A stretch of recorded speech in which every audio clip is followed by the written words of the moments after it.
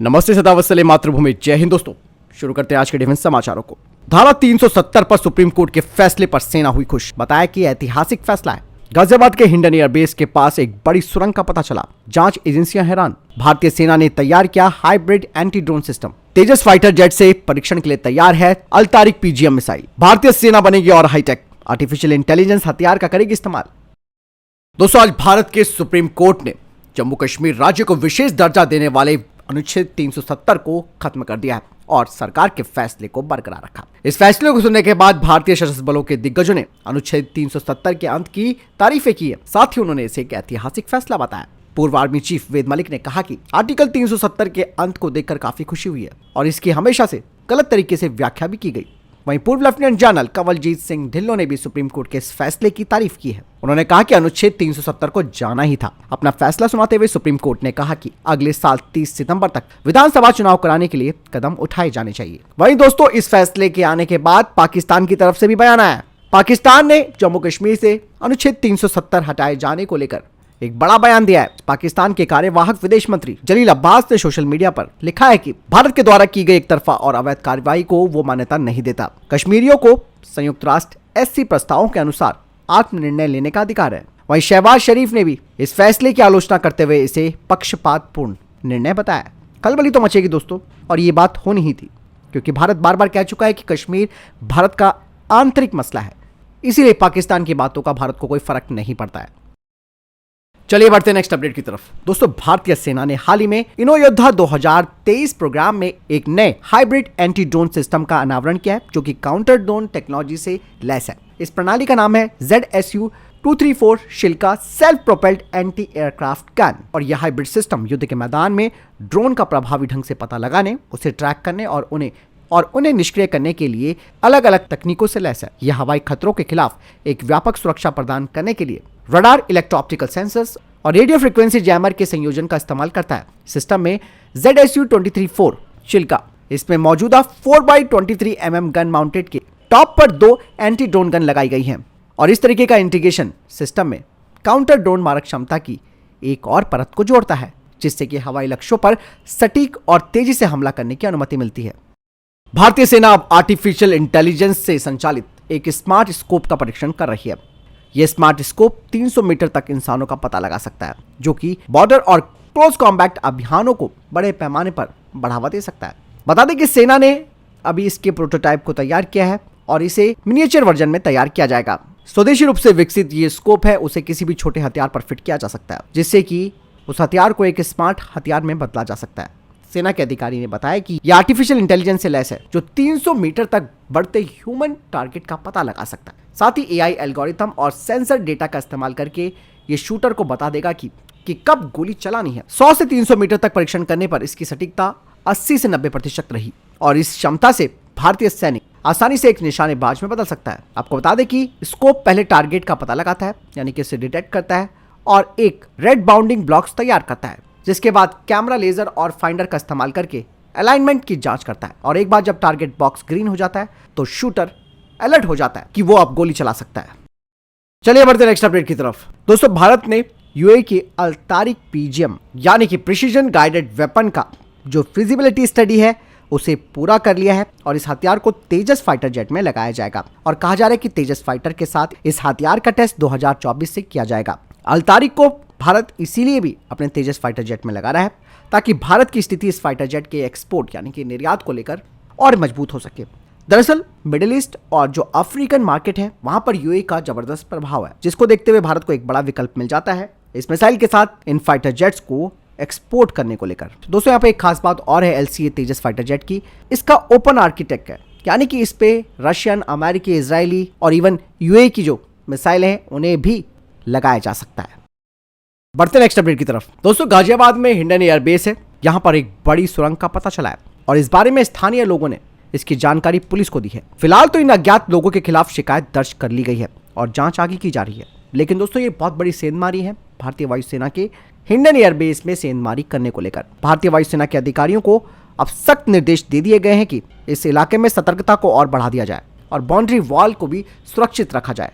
जो सुरंग मिली है उसकी मिट्टी को भर दिया गया है और जांच ये की जा रही है कि किस मकसद से इसे खोदा गया। ये जो हिंडन एयरबेस है दोस्तों मेरे घर के बिल्कुल पास है और हाल ही में जब ड्रोन शक्ति 2023 था मैं वहां पे गया भी था। दोस्तों यहाँ पर बहुत टाइट सिक्योरिटी रहती है, लेकिन दोस्तों जिस तरीके से आपने देखा होगा कि पाकिस्तान के जो आतंकी हैं वो बॉर्डर पर सुरंगें बनाकर अंदर घुस जाते हैं, इसी तरीके के एंगल को भी भारतीय वायुसेना देख रही है और पुलिस भी इसी एंगल से जांच करने में लगी है। बढ़ते नेक्स्ट अपडेट की तरफ। दोस्तों इंडियन एयरफोर्स अब अपना नाम पूरी तरीके से बदलने को तैयार है और भविष्य में इंडियन एयरफोर्स को Indian air and space force के नाम से जाना जाएगा। भारतीय वायुसेना ने एक डॉक्ट्रिन भी तैयार कर लिया है जिसका नाम स्पेस विजन 2047 है और इसके तहत भारतीय वायुसेना के साथ इसरो, डीआरडीओ, इन स्पेस और अन्य निजी कंपनियों से मिलकर एक समझौता किया जाएगा ताकि स्पेस टेक्नोलॉजी को आगे बढ़ाया जा सके और एक साथ मिलकर काम किया जा सके। भारतीय वायुसेना को उम्मीद है कि जल्द ही उनकी इस मांग को सरकार मान लेगी और भारतीय वायुसेना दोस्तों स्पेस कमांड को बनाने की भी तैयारी कर रही है और उनके खुद के अपने 100 से ज्यादा सैटेलाइट्स अंतरिक्ष में तैनात होंगे ताकि दुश्मन की हर हरकत पर बारीकी से नजर रखी जा सके। फिलहाल तो इंडियन एयरफोर्स के पास पूरी तरीके से ऑटोमेटेड एयर डिफेंस नेटवर्क है, लेकिन बाद में इसे integrated air space command and control system में बदलने का भी प्लान किया गया है।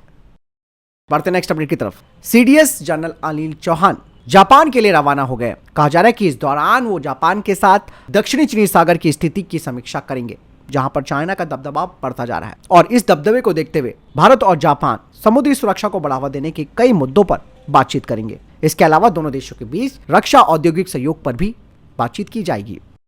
चलिए बढ़ते नेक्स्ट अपडेट की तरफ। दोस्तों आप सब जानते हैं कि भारत का जो तेजस मार्क 1A फाइटर जेट का स्क्वाड्रन होगा उसे भारत राजस्थान के बीकानेर में तैनात करेगा, यानी कि तेजस मार्क 1A फाइटर जेट का पहला स्क्वाड्रन नाल एयरबेस पर तैनात होगा जो कि पाकिस्तान की सीमा से काफी करीब है और यहां से पाकिस्तान का जो बहावलपुर सैन्य अड्डा है वो पास में है। 2024 से भारतीय वायुसेना को तेजस मार्क 1A फाइटर जेट्स मिलने लग जाएंगे। बता दें कि नंबर 3 स्क्वाड्रन को जहां तेजस मार्क 1A फाइटर जेट मिलेंगे, साथ ही पहली महिला LCA तेजस MK1A पायलट भी मिलेंगे। आपको बता दें कि पहली महिला LCA तेजस मार्क 1A पायलट के रूप में फ्लाइट लेफ्टिनेंट भावना कंठ का नाम आगे है, जो पूरी तरीके से कमीशन प्राप्त महिला फाइटर पायलट हैं जो MiG-21 को ऑपरेट कर रही हैं। बढ़ते नेक्स्ट अपडेट की तरफ। HAL और DRDO संयुक्त रूप से नए gallium nitride based I saw radar के कॉन्फ़िगरेशन को फाइनल कर रहे हैं जो कि सुपर सुखोई प्रोग्राम के तहत प्रोजेक्ट विरूपक्षा के तहत है। बता दें कि इसकी शुरुआती जो फिजिबिलिटी स्टडी है वो की गई है और जो नतीजा सामने आया है उसमें कहा गया है कि शुरुआत में इस रडार के 2 से 3 कॉन्फ़िगरेशन होंगे और भारतीय वायुसेना को इनमें से किसी एक कॉन्फ़िगरेशन को चुनना होगा ताकि फिर से इसे डेवलप किया जा सके और जो भी फाइनल कॉन्फ़िगरेशन होगा रडार का उसमें जो ट्रांसमिट रिसीव मॉड्यूल्स हैं उनकी अधिक संख्या होगी, जिसके बाद प्राइवेट सेक्टर की फर्म 2 यूनिट तैयार करेगी इस नए रडार की और इनका इस्तेमाल 2 सुखोई 30 जो फ्लाइंग टेस्ट बेड है उन पर किया जाएगा और उसके बाद 2025 के अंत से इनका फुल स्केल प्रोडक्शन भी किया जाएगा। बढ़ते नेक्स्ट अपडेट की तरफ। दोस्तों aeronautical development establishment private sector की कंपनीज के साथ सहयोग कर रही है ताकि जो तापस ड्रोन है उसका वजन 200 किलोग्राम कम किया जा सके। साथ ही इसमें एक इंटीग्रेटेड अपग्रेडेड इंजन लगाया जाएगा जो कि इसके ड्रैग को भी कम करेगा, यानी कि ये जो ड्रोन है वो इंडियन ट्राई सर्विसेज की जो ऑपरेशनल रिक्वायरमेंट है उन्हें पूरा करने में सक्षम होना चाहिए। बढ़ते नेक्स्ट अपडेट की तरफ। दोस्तों अमेरिका और भारत ने 2024 में एक भारतीय अंतरिक्ष यात्री के लिए अंतर्राष्ट्रीय अंतरिक्ष स्टेशन यानी कि ISS की यात्रा का मार्ग प्रशस्त करने का एक समझौता साइन कर लिया है और ये दोनों देशों के बीच बढ़ते हुए सहयोग को मजबूत करता है।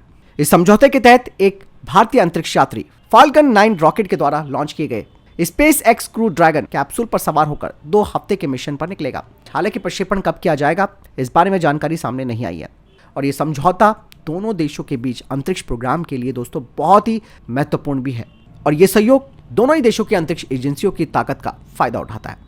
जहां भारत अंतरिक्ष यात्री का चयन और प्रशिक्षण करेगा, वहीं नासा प्रक्षेपण यान, अंतरिक्ष यान और जरूरी मिशन सहायता प्रदान करने के लिए जिम्मेदार होगा। यह सहयोग अंतरिक्ष इनोवेशन में अंतर्राष्ट्रीय सहयोग की भावना का उदाहरण देता है।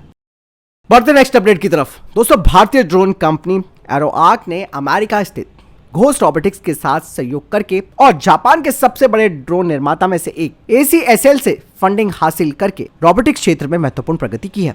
ये साझेदारी भारत के रोबोटिक्स इंडस्ट्री के लिए एक प्रमुख मील का पत्थर है और देश के भीतर एडवांस रोबोट प्रणालियों के विकास और उत्पादन के लिए भी बड़ी संभावनाओं को खोलता है। इस सहयोग से भारत की घरेलू रोबोटिक उत्पादन क्षमता को काफी बढ़ावा मिलेगा। इसके अलावा भारत की आयात पर निर्भरता कम होगी और तकनीकी विकास में भी तेजी आएगी। और इस तरीके का जो कोलैबोरेशन है यानी कि सहयोग है वो एरो आर्क के लिए भी एक ऐतिहासिक उपलब्धि है, जो कि ग्लोबल रोबोटिक्स में भारत की क्षमता को उजागर करता है। वियतनाम और भारत की सेनाओं का 11 दिवसीय संयुक्त सैन्य अभ्यास शुरू हो गया। सेना की तरफ से कहा गया है कि यह संयुक्त अभ्यास दोनों फोर्सेस के बीच साझेदारी और इंटरऑपरेबिलिटी को बढ़ाने में मदद करेगा और दोनों ही मित्र सेनाओं के बीच रक्षा सहयोग को मजबूत करेगा। बता दें कि दोनों ही सेनाओं के बीच बिनबैक्स 23 सैन्य अभ्यास हनोई में 11 से 21 दिसंबर तक चलेगा। इसमें भारतीय दल के 45 जवान शामिल है और यह अभ्यास भारत और वियतनाम बारी बारी से आयोजित करते हैं। तो फिलहाल ये थे अभी तक के टॉप डिफेंस और स्पेस अपडेट्स। वीडियो के संबंध में कोई प्रश्न जवाब या आपका कोई सवाल है कमेंट सेक्शन में लिखकर जरूर पूछ सकते हैं और वीडियो को लाइक जरूर कीजिएगा, शेयर भी कीजिएगा। मिलता हूं नई जानकारी के साथ, ख्याल रखिएगा अपना। जय हिंद, वंदे मातरम।